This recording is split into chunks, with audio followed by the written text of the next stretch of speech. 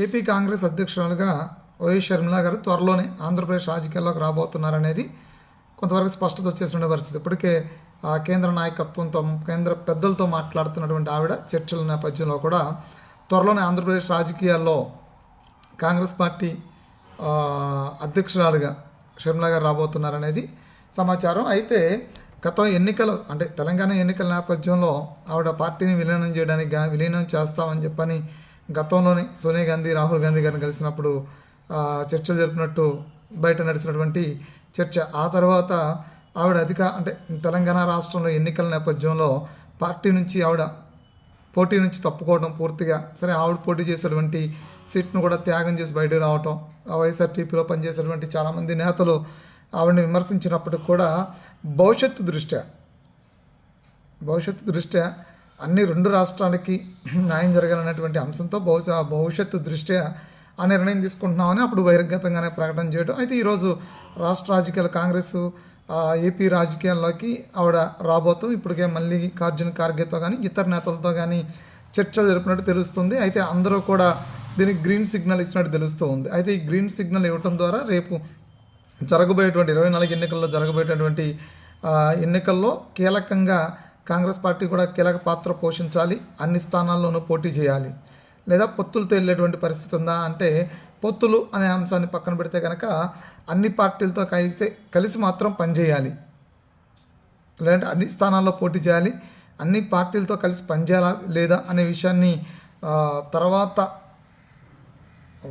జరిగేటువంటి రానున్న రోజుల్లో పార్టీ తీసుకున్న నిర్ణయాల మీద ఉంటుంది. కానీ అన్ని స్థానాల్లో మాత్రం కాంగ్రెస్ పార్టీ పోటీ చేయాలి అనేది విభజన తర్వాత కాంగ్రెస్ పార్టీ ద్వారా కాంగ్రెస్ పార్టీ చేసినటువంటి విభజన ద్వారా ఆంధ్రప్రదేశ్కి జరిగినటువంటి నష్టాన్ని కాంగ్రెస్ పార్టీ ఇచ్చినటువంటి ఏదైతే విభజన హామీలు ఉన్నాయో వాటిని పూర్తిగా మళ్ళీ తిరిగి నెరవేర్చాలంటే కేంద్రంలో కాంగ్రెస్ రావాలి, బీజేపీ మేము ఇప్పటికే చేయమని చెప్పేసినటువంటి పరిస్థితి ఉంది. కాబట్టి కాంగ్రెస్ పార్టీ కేంద్రంలో అధికారంలోకి వస్తే కనుక విభజన హామీలు ఏవైతే ఉన్నాయో వాటిని నెరవేరుస్తాము. ప్రత్యేక హోదా కాడి నుంచి మొదలు పెడితే అన్ని అంశాల్లో కూడా ఆంధ్రప్రదేశ్కి న్యాయం చేస్తామనేది గతంలోనే రాహుల్ గాంధీ, సోనియా గాంధీ, ప్రియాంక గాంధీ కూడా చెప్పినటువంటి నేపథ్యం ఉంది. అయితే ఇప్పుడు షర్మిల గారు వస్తే కాంగ్రెస్ పార్టీలో ఉన్న కీలక పరిణామాలు చోటు చేసుకుంటాయా అంటే కాంగ్రెస్ పార్టీని విడిచి వెళ్ళినటువంటి పెద్దలు ఎవరైతే ఉన్నారో, కాంగ్రెస్ పార్టీకి సంబంధించినటువంటి కీలక నేతలు, ముఖ్య నేతలు ఎవరైతే ఉన్నారో వాళ్ళు తిరిగి మళ్ళీ పార్టీలోకి రావడానికి, పార్టీ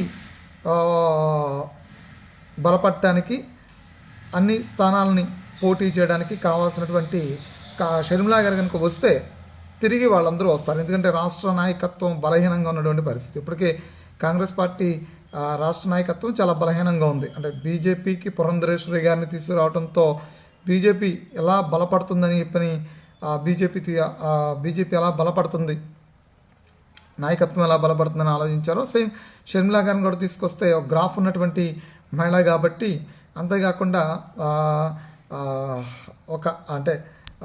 రాజశేఖర రెడ్డి గారి తనయురాలుగా అక్కడ ఉండేటువంటి గుర్తింపు, ప్రత్యేకమైనటువంటి గుర్తింపు ఎలా ఉంది కాబట్టి ఆ ప్రత్యేకమైనటువంటి గుర్తింపు ద్వారా రాష్ట్రంలో కాంగ్రెస్ పార్టీని బలపరచాలి. అంతేకాకుండా ఇప్పుడు మనం కర్ణాటక ఎన్నికలకు ముందు చూస్తే కాంగ్రెస్ పార్టీ ఎంత గట్టిగా ఫైట్ చేస్తుందో చూసాము. రేవంత్ రెడ్డికి పీసీసీ పగ్గాలు ఇచ్చిన తర్వాత రేవంత్ రెడ్డి ఎంత గట్టిగా ఫైట్ చేశాడు. రెండు రాష్ట్రాల్లో కూడా అటు సౌత్లోనే ఇటు తెలంగాణ కావచ్చు, కర్ణాటక కావచ్చు, రెండు రాష్ట్రాల్లో కూడా కాంగ్రెస్ పార్టీ బలపడటమే కాకుండా అధికారంలోకి వచ్చినటువంటి పరిస్థితి. అయితే ఆంధ్రప్రదేశ్లో అధికారంలోకి వచ్చేటువంటి పరిస్థితి ఉందా లేదంటే వైసీపీ, టీడీపీ ప్రాంతీయ పార్టీలుగా రెండు చాలా బలంగా ఉన్నటువంటి పరిస్థితుల్లో కాంగ్రెస్ పార్టీని మరొకసారి ప్రజలు ఆదరిస్తారా అంటే కాంగ్రెస్ పార్టీకి తీసుకున్నటువంటి నిర్ణయాలు రేపొద్దున కేంద్రంలో కాంగ్రెస్ పార్టీ అధికారంలోకి వస్తే తర్వాత తీసుకున్నటువంటి నిర్ణయాలు కావచ్చు. సో ఇప్పుడు ముఖ్య నేతలతో కలిసి పనిచేసే, గ్రౌండ్ స్థాయిలో పనిచేసే నేపథ్యం ఏదైతే ఉందో అప్పుడు కాంగ్రెస్ పార్టీ బలపడుతుంది.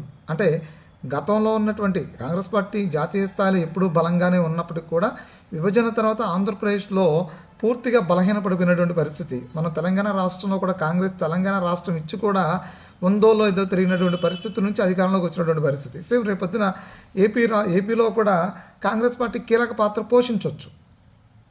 అధికారంలోకి ఎప్పుడు వస్తుందా అని చెప్పలేం. కానీ ఇప్పుడున్నటువంటి టీడీపీని, జనసేనని, అదేవిధంగా వైసీపీని కాదని ఉన్న పడంగా కాంగ్రెస్ పార్టీకి మరోసారి ప్రజలు ఆ, పట్టం కడతారా అంటే అది ఇప్పటికిప్పుడు చెప్పలేనప్పుడు కూడా కాంగ్రెస్ పార్టీని మాత్రం బ్రతికించడానికి మాత్రం షర్మిలా గారి ఎంట్రీ ఉపయోగపడుతుందని చెప్పుకోవచ్చు. ఎందుకంటే ముఖ్య కీలక నేతలందరూ కూడా కాంగ్రెస్ పార్టీలోకి రావడంతో కాంగ్రెస్ పార్టీకి పూర్వ వైభవం కొంతవరకు వచ్చినట్లే.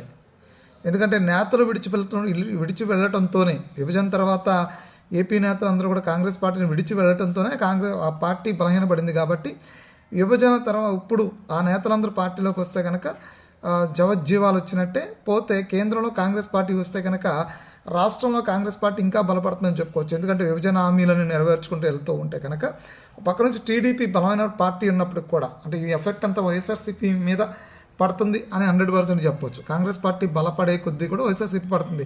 అది ఎప్పుడు ప్రధాన ప్రత్యర్థులుగా మాత్రం టీడీపీ ఇటు కాంగ్రెస్ మాత్రం కొట్లాడుకునేటువంటి పరిస్థితి మాత్రం కనిపిస్తుంది. అయితే అంటే షర్మిలా గారి నాయకత్వంలో కాంగ్రెస్ పార్టీ పూర్వవైపు అంత వస్తుందా అంటే అంత రాదు, అంత వస్తుంది అని చెప్పలేము.